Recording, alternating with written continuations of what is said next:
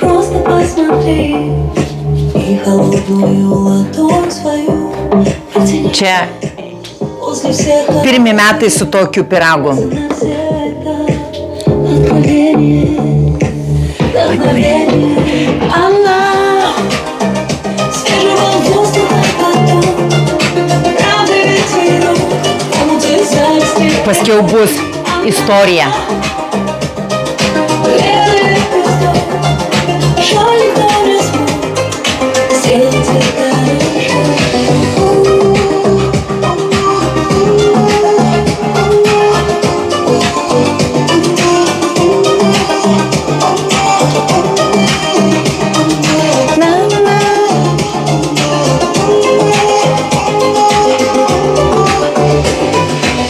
Красота во всем, смысл бытия. В голосе твоем, в образе твоем столько магии, только магия. Первый день недели, отзвуки капели, рифмы полетели. Высоко, высоко, высоко. Она Čia žinokite, su tema viskas. Su tema, su tema. ветерок, омуты зависти и наши. Она Kaip moteris белый лепесток, skiriasi energetiškai. сделать это раньше. Ko čia ta tokia jubka labai ilga, didelė. Jubka.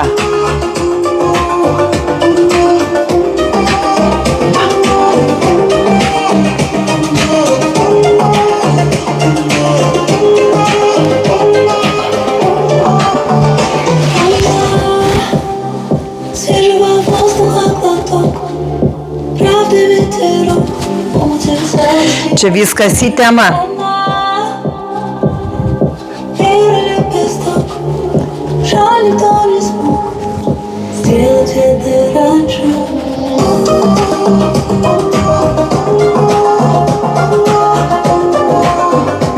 Nu tu kurmi.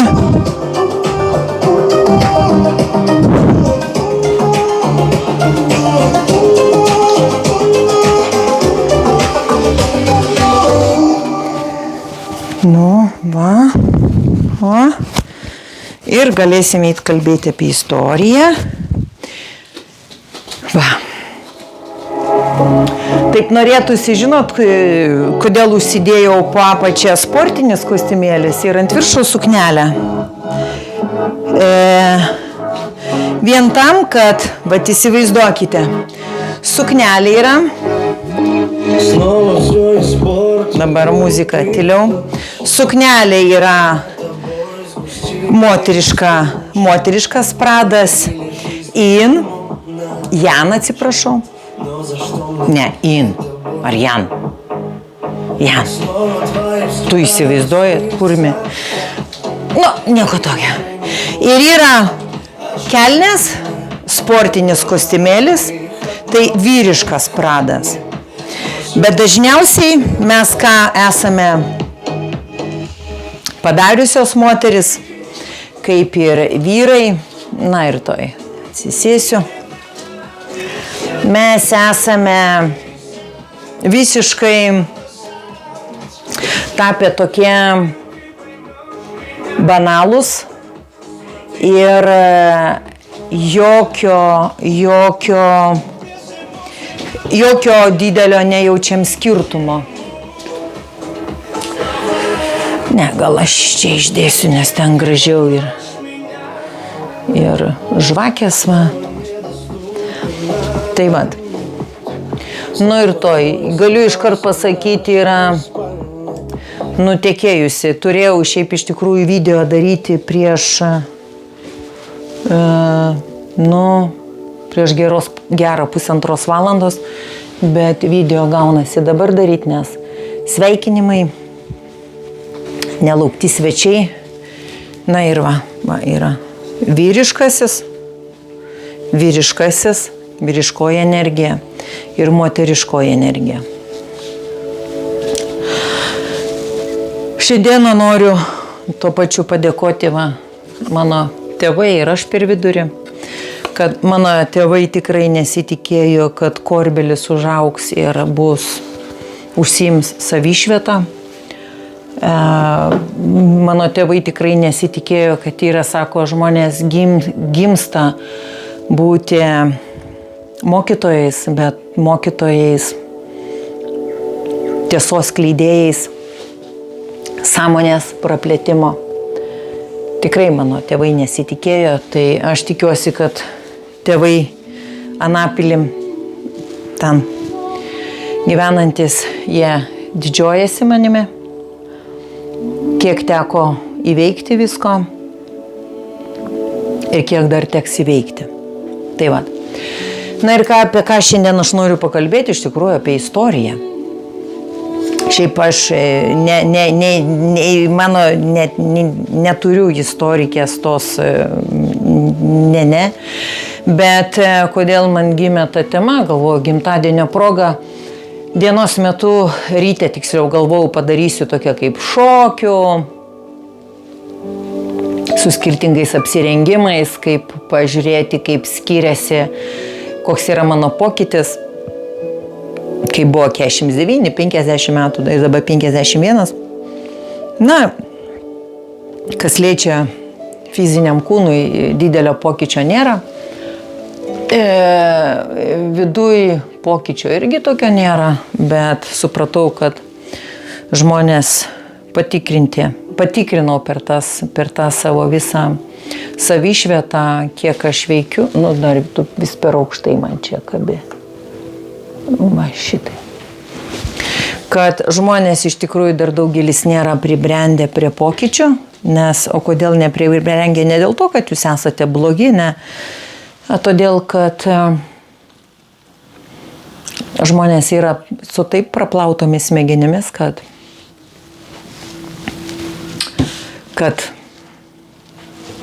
tai va, ir va ta energija, kur sakau, prieš 1,5 valandos turėjau daryti, kurėjo va tas, kaip sako, patokas srautas, jisai yra išnykęs, bet jisai biškai yra toks prigesintas, bet nieko. Tai video dabar tema bus apie lietuvių istoriją ir kaip lietuviai pasikeitė.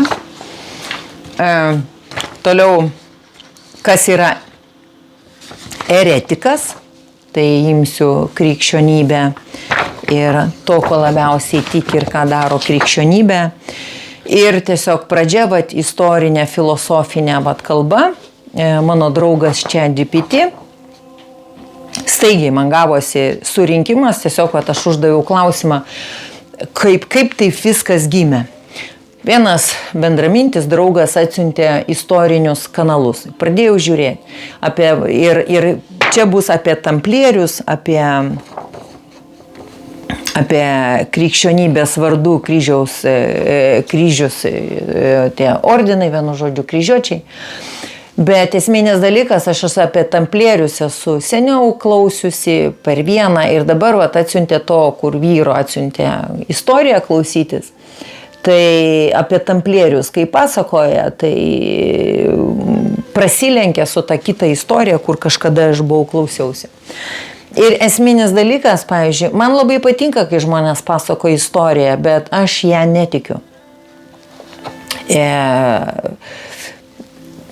Kaip kiekvienais šimtmečiais ar dešimtmečiais, žiūrėkit, mes keičiamės istoriją, vėl ten žiūrėti, kas 500 buvo metų atgal, kas 1000, 2000, ne? Jinai yra taisoma, pertaisoma ir vienu žodžiu, aš tiesiog net nematau prasmės net ginčytis, kaip daugelis mėgsta ginčytis. Aš visą laiką tik užduodu klausimą, iš kur tu žinai ir kaip tu esi garantuotas, kad tu tai praneši kaip tiesą. Mes galime būti garantuoti už tai, ką mes pragyvename. Ką pasako mūsų tėvai, mūsų seneliai. Mes už tą galim garantuoti, jeigu tai buvo šviesi galva ir iš tikrųjų tu atsimeni tokius kažkokius epizodus ir stengiasi tos informacijos neiškraipyti. Bet toliau šnekant, kas rašo tas knygas, kas valdo visą tą struktūrą, tas ir užsako muziką, tas valdo ir žinias visas, informacijos rautus. Tai va. Na ką, pradėsiu šitai. Žmonijos istorija tai ne tik datos ir karai, ne tik valdovų kronikos ar mūšių sąrašai. Ir žiūrėdama, labai atsiprašau, taip pat, turiu, viską sudėlioti, nes sugražinti turiu tą srauto tekėjimą. Ir vienu žodžiu, kai pasižiūrėjau tą istorinę apie tamplierius, parašiau draugui, sakau, bet blemba, sakau, kaip prasilenkia, kaip kur kiti šaltiniai. Ir sakau, esminis dalykas, kai draugas sako, bandykim panalizuoti, tiesiog pafantazuoti, panalizuoti, bet, įdomu pasikeisti nuomonėmis, taip įdomu. Bet, sakau, man kad giliai kapstytis ir vien tom tik tai atiduoti ten energiją, man neįdomu, todėl, kad ne aš tai rašiau ir ne mano tėvai tai rašė. O ten kažkom tikėti aš tiesiog netikiu. Ir tiesiog, pažiūrėjusi tos 2 istorinius apie tamplierius ir apie katalonai. Aš sakau, aš ne istorija, bet vienu žodžiu. Aš iš karto uždaviau ChatGPT klausimą, kodėl vieni istorijos šaltiniai vienaip kalba, kiti kitaip, ar tu man gali paaiškinti, nes ten ta kažkada informacija girdėta yra vienokia, kita kitokia. Ir gavos man tiesiog sudėlioja, sakau, davai aš noriu padaryti video, kadangi šiandien kaip ir ta gimtadienio diena, 18:35, dabar yra 18:34, už minutės aš gimsiu, nes mano yra gimimo data šiandieninė 3 ir 18:35 Klaipėdoj gimdymo namuose gimė Korbelis. Davė vardą ir pakliuvau į durnių laivą, kur, sako, turi išmokti tame durnių laive.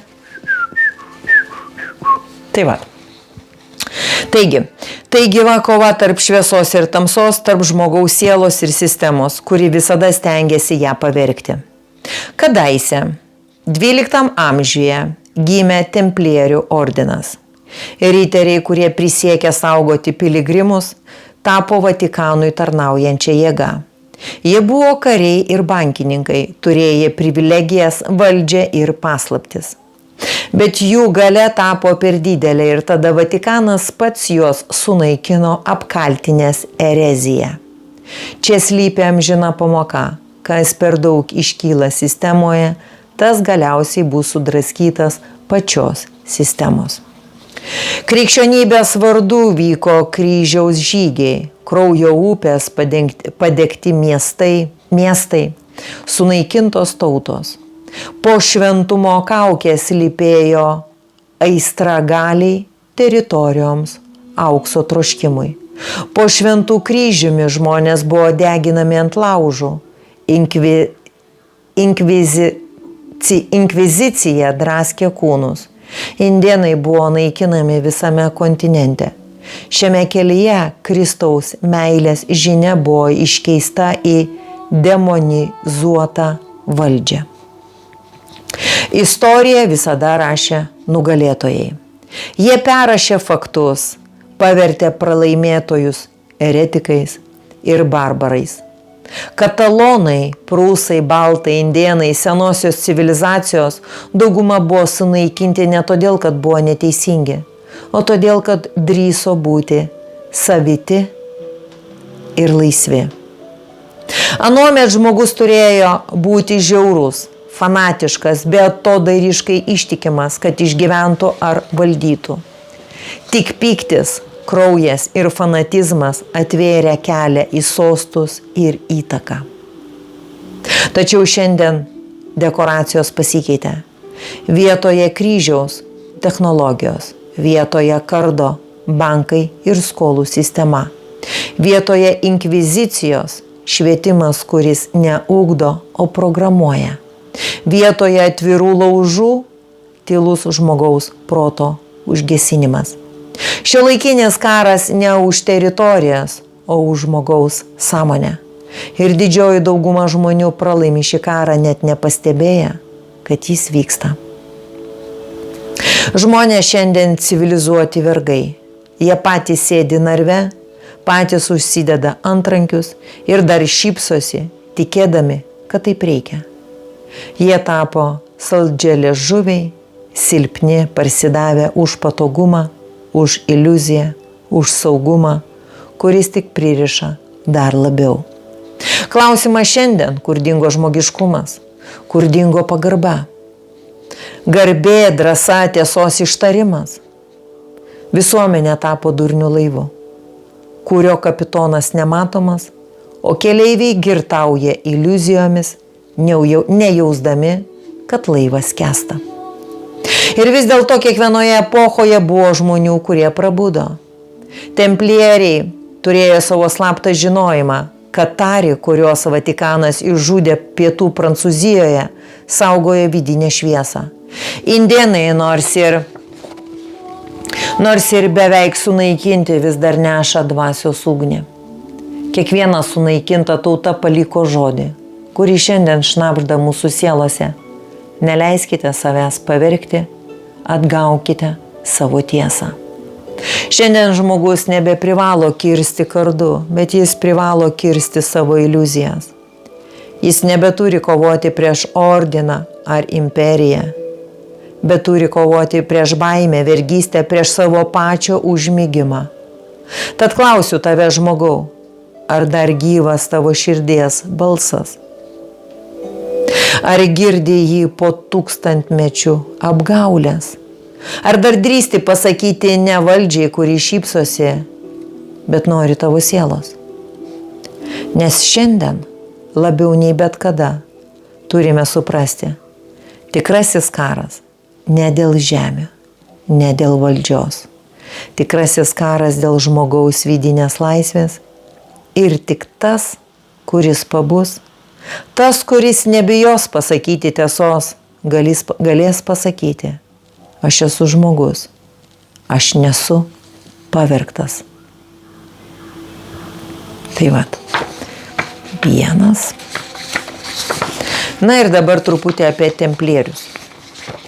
Templierių ordinas įkūrimas 1119 metais Jeruzalėje po pirmojo kryžiaus žygio, jų užduotis saugoti piligrimus keliaujančius į šventąją žemę. Turtas ir galia. Per kelis šimtmečius tapo ne tik kariais, bet ir pirmąją bankų sistema. Jie valdė didžiulius finansus, žemės, pilis. Santykiai su Vatikanu. Templieriai buvo pavaldus tik popiežiui. Jie turėjo privilegijų, neliečiamybę, bet ilgainiui tapo per galingi. Todėl Vatikanas ir Prancūzijos karalius Pilypas IV juos sunaikino. 1307 metais spalio 13 dieną, penktadienis, kaip ir spalio 3 šiandieną, penktadienis, iš čia yra kilęs juodojo penktadienio prietaras. Iš esmės templieriai buvo karinė finansinė struktūra tarnavusi Vatikanui, bet galiausiai tapusi konkurentu. Todėl jos kaltino ereziją, stabmeldystę ir paslaptingais ritualais. Tačiau daug kas rodo, kad tai buvo tik politinis ir ekonominis susidorojimas. Krikščionybės demoniškas veidas. Kryžiaus žygiai. Nors oficialiai jie skelbti užtikrinti krikščionybę šventąsias vietas, realybėje tai buvo žemės, turto ir valdžios grobimai. Indėnai ir kolonizacija. Kai europiečiai atrado Ameriką, krikščionybės vardu buvo naikinami ištisi indėnų miestai, kultūros ir kalbos. Arba krikštykis, arba mirk. Tai buvo šūkis paremtas Biblijos iškraipytų aiškinimu. Inkvizicija. Bažnyčia degino žmonės gyvus, kankino, kad išgautų prisipažinimus, naikino visus, kurie neatitiko dogmos. Tai buvo ne tiek tikėjimas, kiek kontrolė.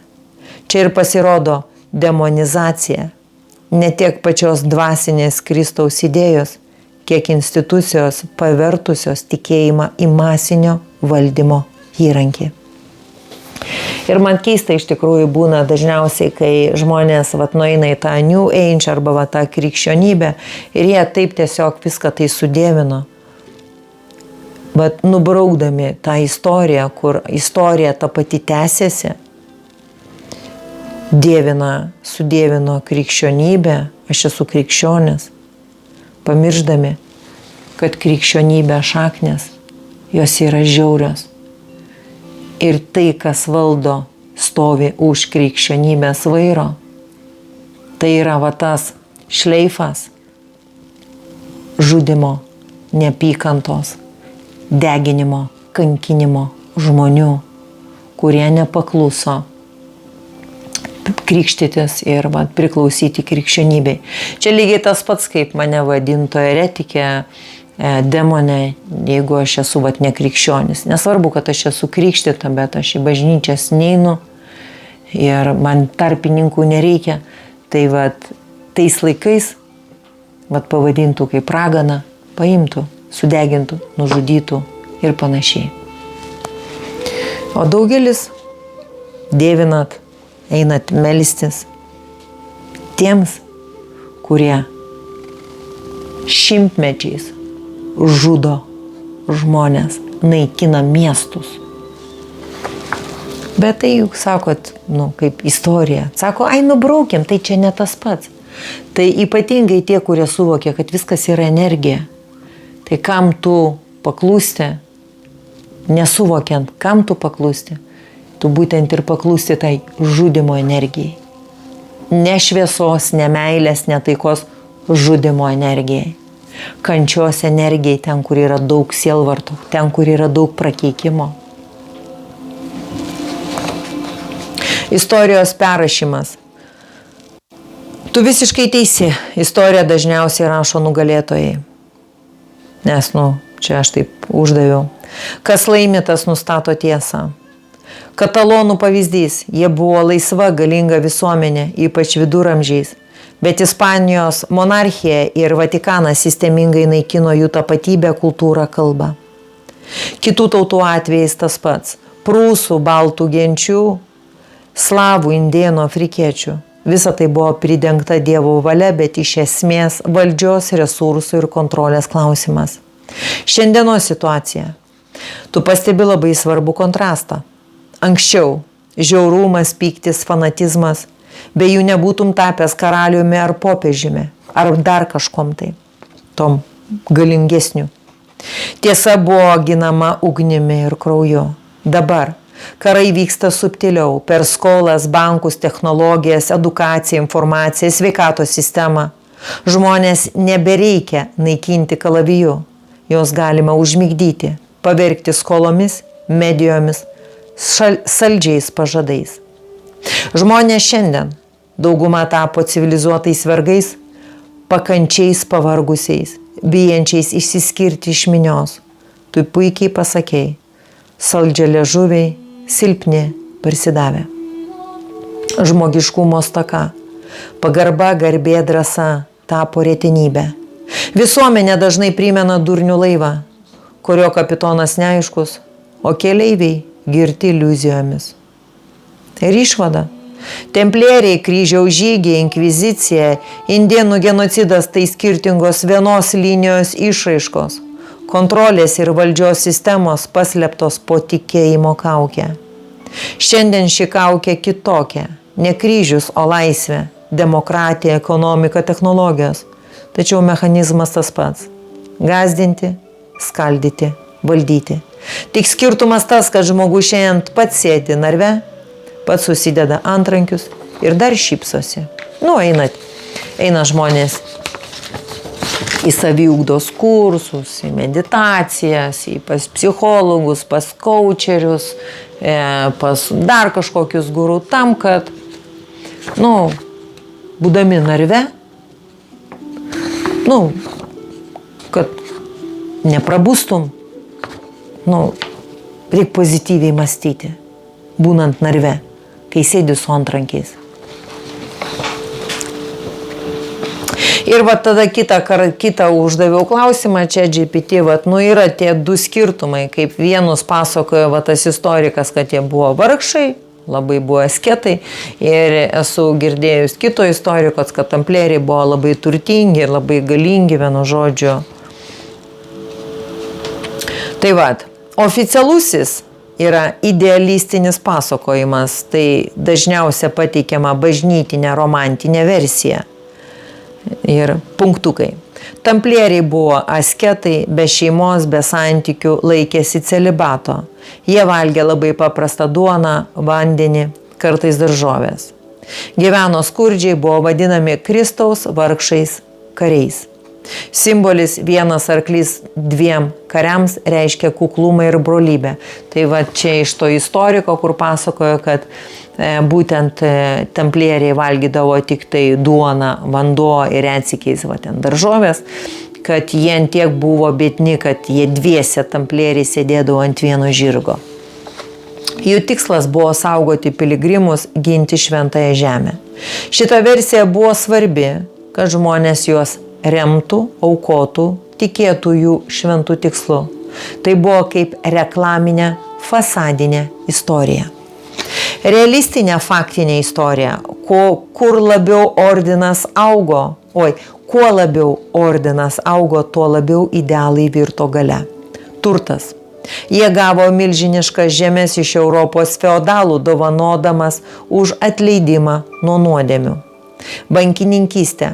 Tamplieriai sukūrė pirmąją tarptautinę pinigų perlaidų sistemą. Keliautojas galėdavo įnešti pinigus Paryžiuje, o atsiimti Jeruzalėje. Tai buvo revoliucija ir davė jiems banko statusą. Galia. Jie valdė pilis, miestus, turėjo savo armijos laivyną. Buvo nepriklausomi nuo karalių, pavaldus tik popiežiui.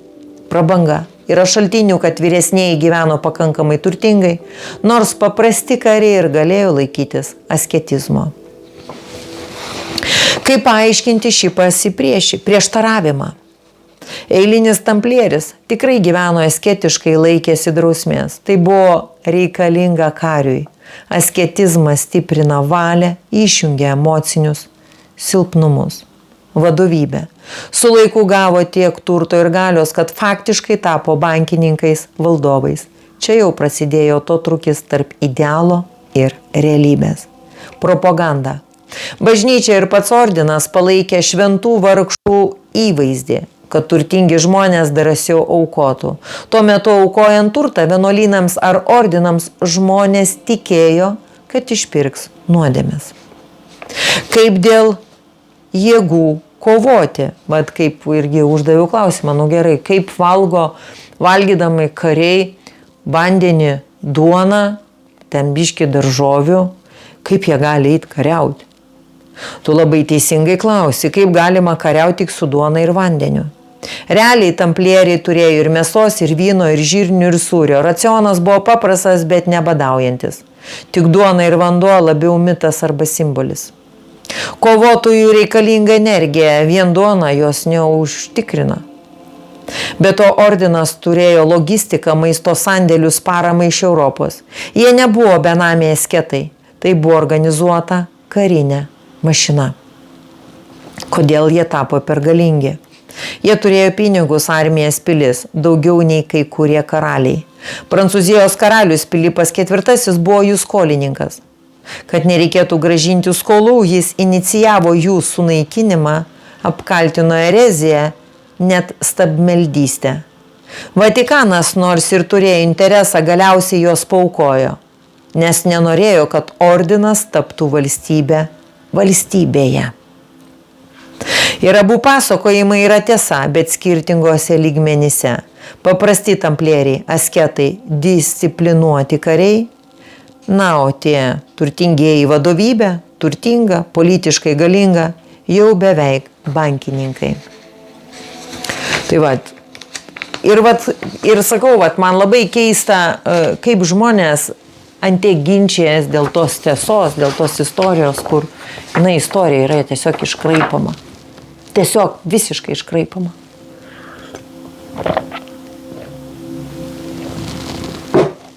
Gerai, toliau. Kryžiuočiai ir templieriai. Kryžiuočių ordinas, Teutonų ordinas, tai Vokietijos katalikiškas ordinas, įkurtas 1190 metais Akvoje, Šventojoje žemėje. Kažkaip įdomiai visur, kad rašo Šventojoje žemėje. O dabar, kažin, ar jau rašo mūsų laikais, kad Šventojoje žemėje parsidavėme kažkam tai, demokratiniui. Jie iš pradžių buvo ligonių prižiūrėtojai, tai kryžiuočių ordinas. Hospitalieriai, hospitaliai. ligonių prižiūrėtojai, bet tapo kariniu ordinu. Būtent jie puolė Lietuvą, Prūsiją, Žemaitiją, va iš to ir aš paskui uždaviau dėl Lietuvos klausimą. Degino kaimus, naikino viską iki paskutinio žmogaus. Jų ženklas – juodas kryžius ant balto skydo. Templieriai – vargšai Kristaus kariai. Įkurti 1119 metais daugiausiai veikė Šventojoje žemėje. Jų ženklas – raudonas kryžius ant balto apsiausto. Jie Lietuvoje tiesiogiai nekariavo. Lietuva su jais nesusikirto. Tai kryžiuočiai, kurie žudė lietuvius.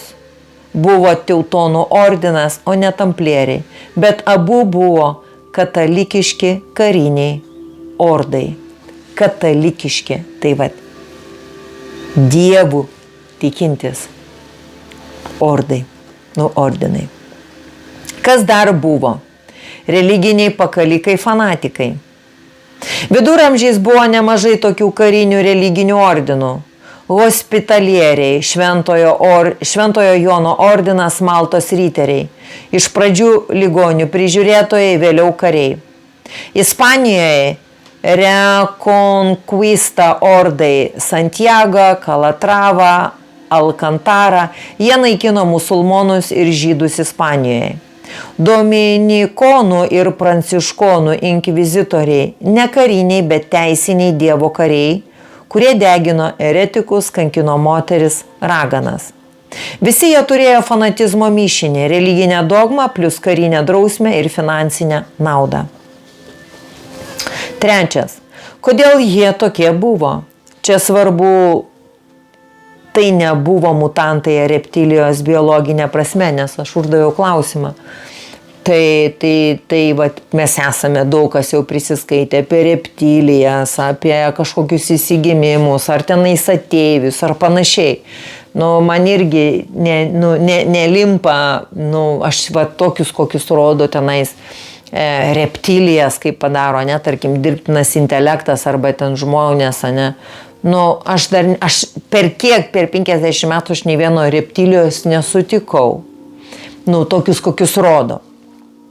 Bet kokia žmonių sąmonė, tai va, čia yra kitas klausimas. Apie tą mes daugiausiai ir turėtumėm kalbėti.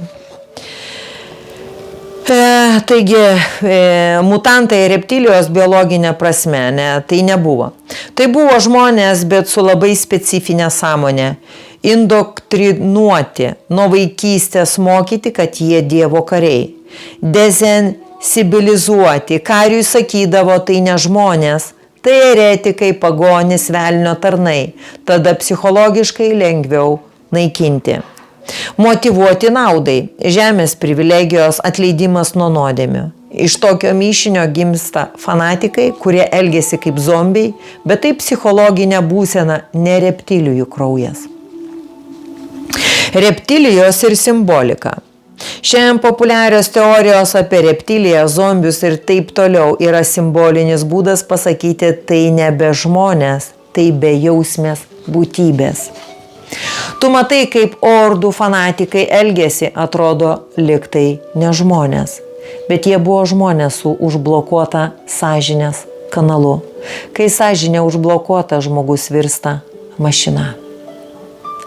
Todėl ir šiandien kai kurie elito veiksmai atrodo reptiliški, nes jie šalti, ciniški, nežmoniški. Bet realybėje tai psichologinis pavergimas, ne ateivių kraujas. Kas gyvena čia dabar? Žmonės kaip ir tada, bet sąmonės lygis labai skiriasi. Yra dar daug užmigusių, kurie gyvena iš baimės ir programavimo. Jie gali būti mandagus, bet viduje tušti. Yra ir budinčių, jie jaučia neteisybę, ieško tiesos, kelia klausimus. Tokie žmonės kaip tu. Ir yra kontrolieriai, sistemos žmonės, kurie palaiko taisyklės, nes tai gauna naudos arba valdžios. Tai pati schema, kaip viduramžiais, tai tik ginklai kitokie. Išvada: kryžiuočiai, tamplieriai, bet abu buvo katalikiški kariniai ordai. Fanatizmas, kurį matai iš istorijoje, nėra reptilijų DNR, tai žmonių pavergta sąmonė. O šiandien daug kas atrodo taip pat, nes psichologinis pavergimas tęsiasi, tik subtiliau. Na ir ties istorinė, filosofinė kalba apie templierius ir kryžiuočius ir toj. Na gerai. Na ką, toliau. Toliau paskaitykime. Aha, gerai, paskaitysiu apie kas yra eretikai. Eretikas. Ir gale bus apie lietuvius.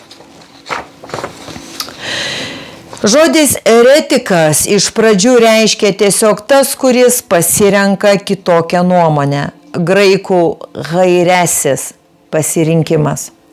Bet viduramžiais jis tapo mirties nuosprendžiu vienu žodžiu. Tai galėjo būti žmogus, kuris nesutiko su oficialia bažnyčios dogma, tai aš tai kapitaliai esu eretikė.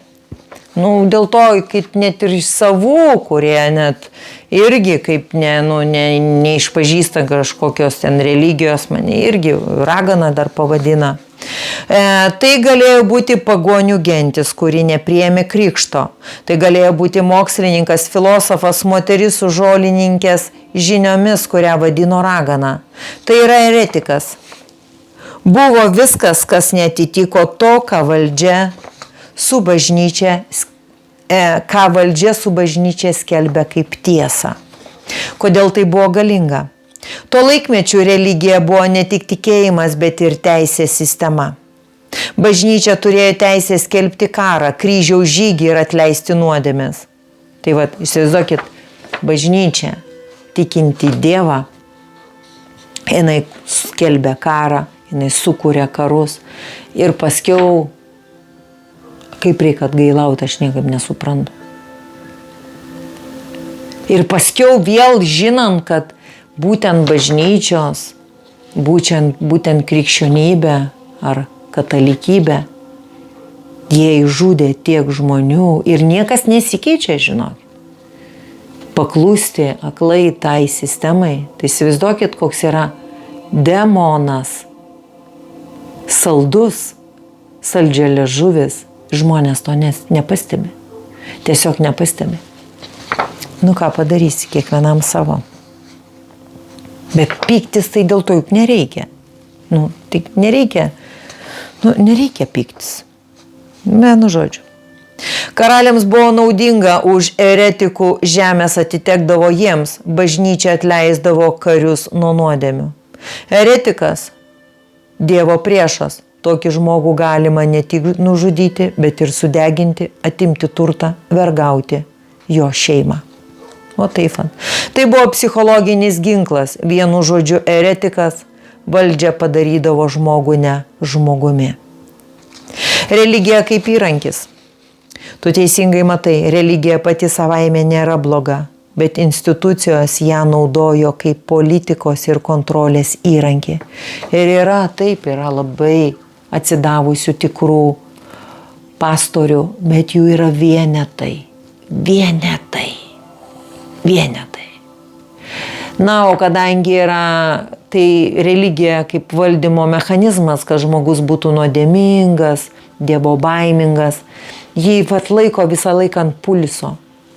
Ir kad žmonės turėtų kur nueiti išpažinti, kur nueiti atsibašliuoti už savo nuodėmes ir toliau vėl viską daryti, turi jos būti. Kaip tu dabar būsi netikintis į Dievą be bažnyčios? O jeigu aš, pavyzdžiui, tikiu ir aš esu Dievuje ir su Dievu be bažnyčios ir dar pasikeikiu, tai jūs galvojat, tu žmogau bažnytinis, religinis ir saldžialiežuvis esi geresnis, šventesnis ir tikrai su Dievu. Tarkim, kas tą gėrį gali pamatuoti? Gėris matuojamas darbais. Dievo vardu pateisino kryžiaus žygius, genocidus, inkviziciją. Žmonės nuo vaikystės buvo mokomi, kas prieš bažnyčią, tas prieš Dievą. Juk taip. Taip paprasti kariai tikėjo, kad žudo ne žmonės, o velnio tarnus ir dar už tai gauna dangišką atlygį. Simboliškai eretikas buvo senovinis žodis nepatogus žmogus.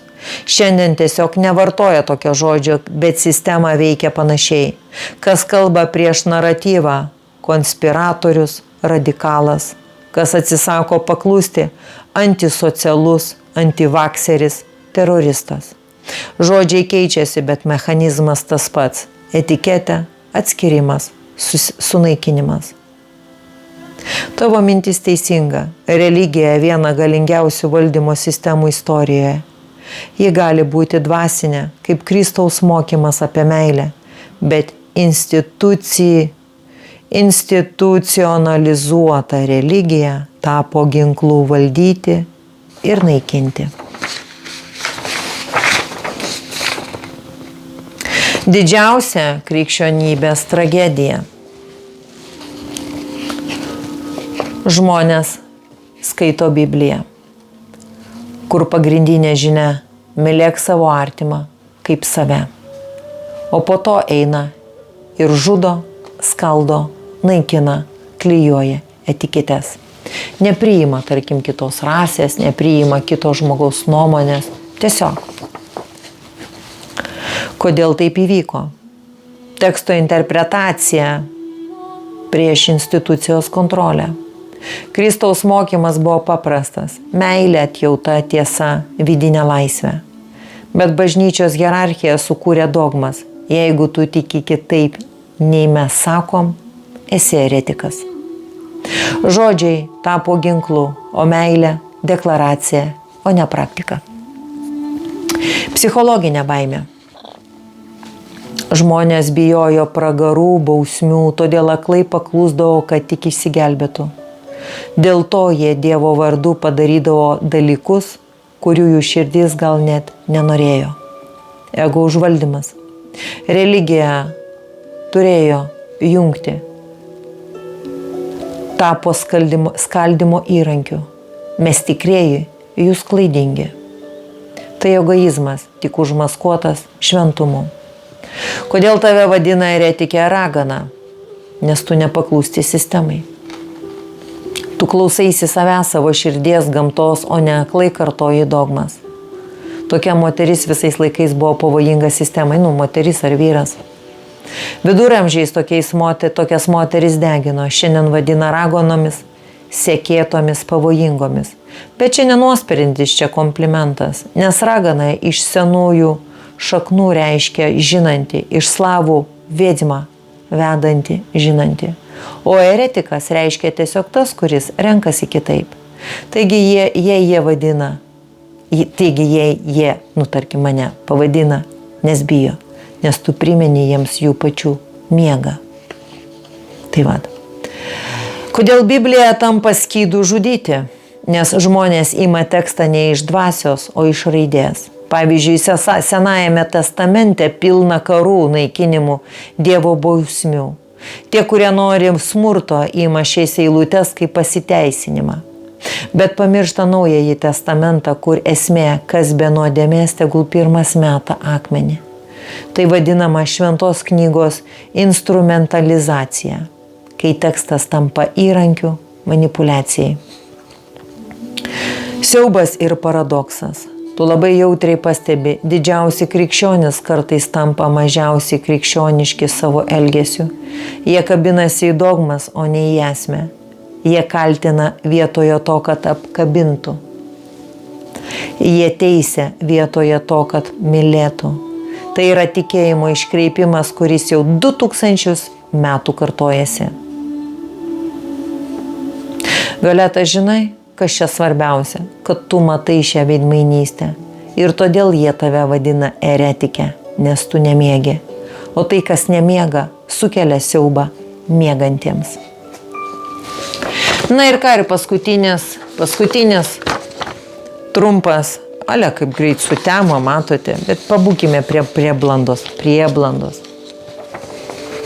Tai va, tėveliai, ačiū Jums už tą gimimą, už ateimą į šį įdomų pasaulį. Nu kaip nors pragyvensime. O kas belieka? Savišvietą užsiimti. Gerai, toliau apie lietuvius iš tikrųjų. Palaukit, man kažkaip tai taip norisi kitaip jau.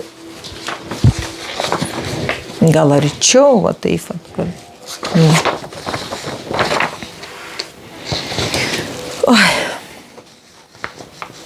Apie lietuvių istoriją, jų galybę praeityje ir dabartinę būseną.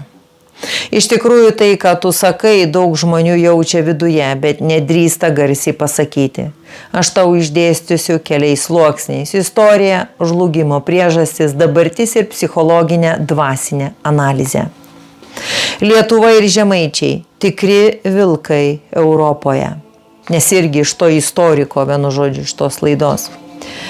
13-14 amžiuje Lietuva buvo viena rimčiausių jėgų Europoje. Žemaičiai buvo geležiniai kariai. Jie ne kartą sutriuškino vokiečių ordiną. Mūšiai prie Saulės 1236, Durpės 1260, vėliau Žalgirio mūšis 1410 parodė, kad Lietuva yra rimtas priešininkas ne tik vokiečiams, bet ir Lenkijai ir Maskvai. Maskvos didikai rimtai bijojo lietuvių. Lietuvos didžioji kunigaikštystė buvo tokia galinga, kad 14 amžiai apėmė net iki Juodosios jūros. Lietuviai buvo paskutiniai pagonys Europoje, tai reiškia, jie ilgai priešinosi priverstiniam krikštui. Jie laikėsi senosios dvasios. Tai rodė jų stuburą, atkaklumą. Kodėl viskas sugriuvo? Čia yra keletas raktinių priežasčių. Krikštas. 1387 metais ir unija su Lenkija 1386 metais. Krikštas atnešė ne tik religiją, bet ir valdžios kontrolės sistemą. Unija su Lenkija, Jogaila plus Jadvyga pradžioje buvo sąjunga prieš kryžiuočius, bet ilgainiui tapo Lietuvos nutautinimo instrumentu. Lenkų bajorija pamažu perrašė lietuvių tapatybę, kalbą, aristokratiją. Vidinis kilimas. Didikai dažnai rūpinosi tik savo valdžia, turtų ir pardavinėjimo interesus. Nebuvo vienybės. Divide and impera, skaldyk ir valdyk, veikia pilnai. Kaimynų agresija. Rusija, Moskva ir Lenkija abi troško Lietuvos žemių. Viena ortodoksijos vardan, kita katolicizmo. Rezultatos Lietuva tapo nuolatiniu karo lauku. Tapatybės naikinimas. Per 500 metų krikščionybės Lietuvai buvo įkalta, kad jų senoji religija pagoniška, tamsi, demoniška. Tai buvo atimtas pasididžiavimas savo šaknimis. Sovietmečiu dar kartą nukirsta kultūra, ištremti tvirčiausi žmonės, sumaišyta tautinė sąmonė. Kodėl šiandien lietuviai atrodo silpnarūriai?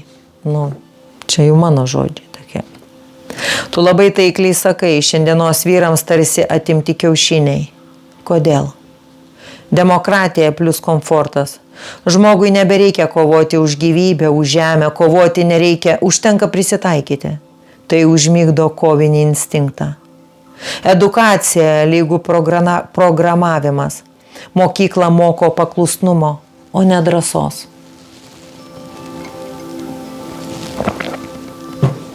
Migracija. Daug stipriausių išvažiavo užsidirbti užsienį, palikę šalį be stuburo. Kultūros nukirtimas. Vyrai nebeturi ritualų, apeigų, kuriuose įrodo savo brandą. Seniau buvo karo žygiai, medžioklės, išbandymai. Dabar jų nėra, todėl vyrai nebeauga į tikrus vyrus. Moteris pavirto į dirbtinas barbės. Tai ne natūralu, bet atspindi visuomenės lygą. Kai nėra tikrų vyrų, moteris kompensuoja išorinių blizgesių. Kaimynų mentalitetas. Rusai išlaikė agresyvę energiją, lenkai ambiciją, o lietuviai dažnai pasirinko tylą ir paklusnumą. Psichologinis dvasinis kampas. Lietuviai šiandien yra pavargusi tauta. Po šimtmečių priespaudos perrašytos istorijos ir prarastos savasties. Bet tame slypi užslėptas potencialas. Žemaičių kraujyje vis dar yra kario dvasia, tik jį miega. Šiuolaikinis lietuvis moka išgyventi, prisitaikyti, bet retai drįsta pasakyti ne. Todėl atrodo, kad durnių laivas plaukia.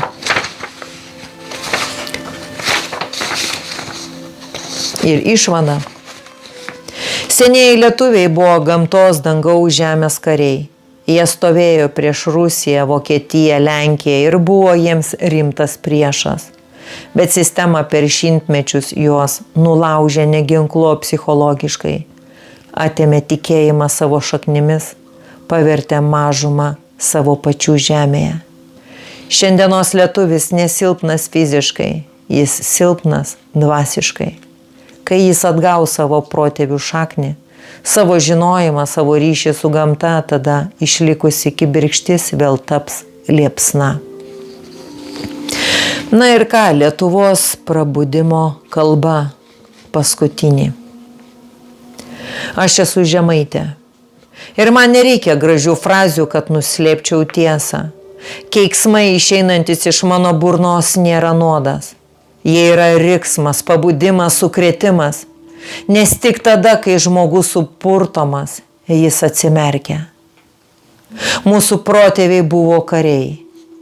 Ne vergo pėdomis vaikščiojantis, o žemės ir dangaus gynėjai. Žemaičiai stovėjo prieš Vokietijos ordiną, prieš Maskvos kunigaikščius, prieš Lenkus ir visi žinojo. Čia rimtas priešas. Čia žmonės, kurie nepasiduoda. Čia žmonės, kurių dvasia kieta kaip akmuo. Bet atėjo laikas, kai mus pavergė ne kardas, o melas. Ne žaizdos, o žodžiai. Ne kalavijas, o bažnyčios varpas ir svetima kalba. Ir mes pamažu pamiršome, kas esame. Šiandien mūsų tautai sakoma, jūs maži, jūs silpni, jūs turite tik būti išsilavinę, gražiai kalbėti, gražiai atrodyti, būti mandagus ir patogus. Ir taip mes virtome protingomis galvomis, bet tuščiomis širdimis. Vyrai be kiaušių, moteris su plastiku ir blizgučiais, bet be dvasios. Vaikai užprogramuoti sistemai, o ne gyvenimai. Ar tai lietuviai? Ar tai žemaičiai? Ne. Tai miegančios kopijos, surogatinės būtybės, kurios pamiršo, kad kraujyje teka protėvių jėga. Bet aš sakau, užtenka miego. Ateina metas vėl prabusti. Moteris turi ne tik šypsotis, ji turi būti žemė, motina gyvybės saugotoja. Vyras turi ne tik dirbti ir tylėti, jis turi būti karys, gynėjas, tas, kuris nepalūžta. O tauta turi atsikelti ir pasakyti, mes esame, mes gyvi, mes ne vergai. Ir jeigu mano balsas šiurkštus, tebūnie. Jeigu mano žodžiai keiksmais nuspalvinti, tebūnie. Nes geriau būti šiurkščiai gyvai, negu mandagiai mirusiai. Aš esu žemaitė. Ir aš žinau, kad mūsų kraujyje tebėra ugnis. Mūsų dvasioje tebėra kario dvasia. Ir jeigu mes atsibūsime, jokia valdžia, jokia sistema, jokia svetima jėga mūsų nepalauš. Lietuva, kelkis. Ne iš istorijos vadovėlio, ne iš svetimos maldaknygės, o iš savo kraujo, savo šaknų, savo žemės. Nes tik tada mes vėl būsime neprotingi tuštukai, o tikri žmonės. Tik tada mes būsime gyva tauta, tik tada mes laimėsim. Šitą kalbą pasiliksiu ateičiai. Apdruk dar jos prireiks. O aš esu žemaitė, aš esu burliokė, aš esu karė. Mano dvasia gyva. Tai vat, mano keiksmažodžiai tai yra vaistas jūsų protams. atsikelti.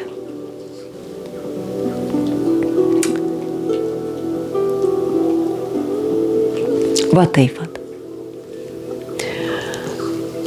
Oi. Faina tokia nuostabi diena šiandieną, tokia įdomi. Ir vat, atlieku savo funkciją, švietėjišką funkciją. Na, o kiekvienas, kaip sakoma, pasirenka, kuo tikėti, kuom netikėti, dėl ko guldyti galvą, o gal net neverta galvos guldyti.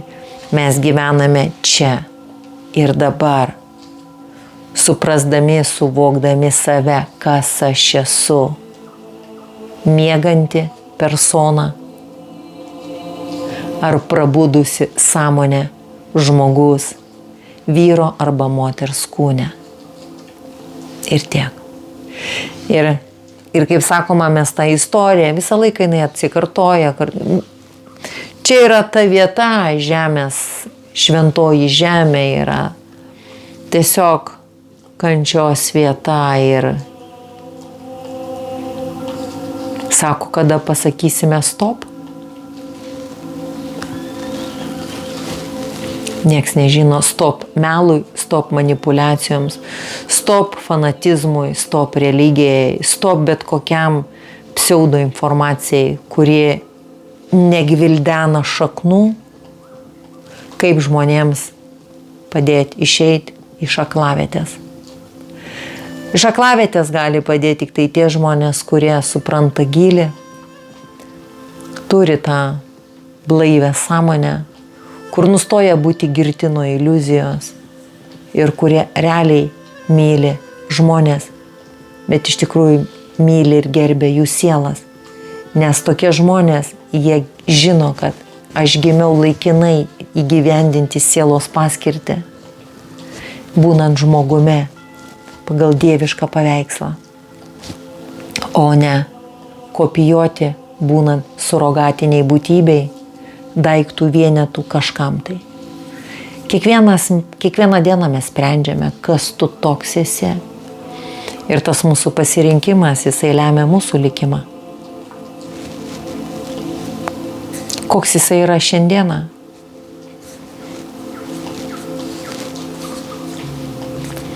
Bet netokie pasirinkimai, nedieviški, ne su dvasios gale.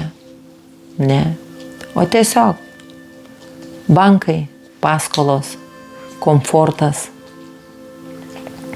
parsidavimas, prisitaikymas, įsipaišymas į šitos sistemos struktūros valdymą ir tiek. Ir žinoma padaryti dievo baimingi, nuodėmingiai, ir taip toliau, ir taip toliau, ir taip toliau. Taip kad dėkui už dėmesį ir linkiu stipraus prabudimo sąmonėje, širdyje ir dvasioje.